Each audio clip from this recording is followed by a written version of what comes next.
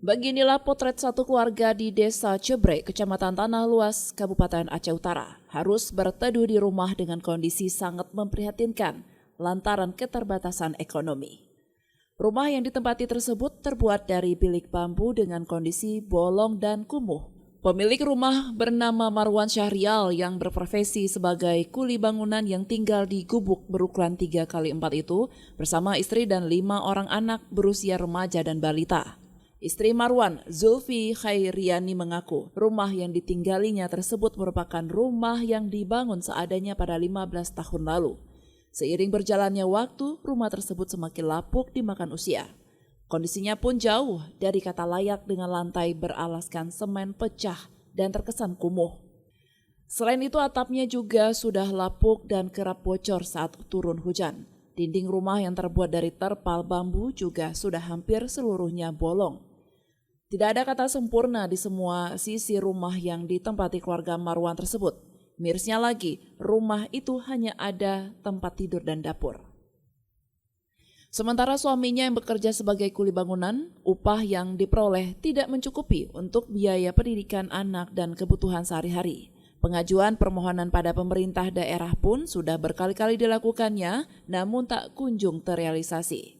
Bahkan nama suaminya pun sempat terdepak sebagai penerima rumah duafa layak huni dari Baitumal Aceh Utara pada tahun 2021 lalu. Akan tetapi belum ada tanda-tanda terrealisasi hingga saat ini. Sudah 9 tahun. 9 tahun.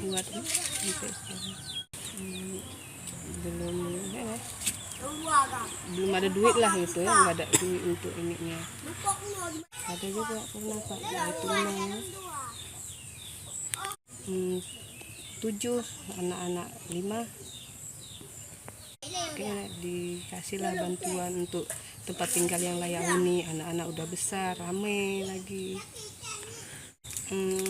Ada Pak dibilangkan, tapi saya yang dibilang udah keluar tuh saya nggak tahu pasti dari Baitul Mal apa dari Bapeda.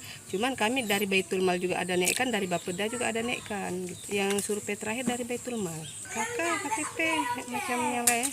Ada dan dengan miskin, surat ada miskin. rekom dari desa sama dari kecamatan. Kita 2020 kayak gitu ya. Di Kabupaten Aceh Utara, sebagian warga miskin masih tinggal di rumah tidak layak huni yang dibangun secara swadaya.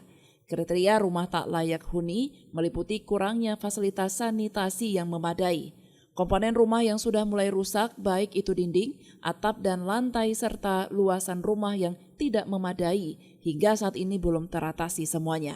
Meskipun ada rumah yang masuk dalam program RTLH di setiap tahunnya. Dari Aceh Utara, Saiful Bahri melaporkan untuk Puja TV Aceh.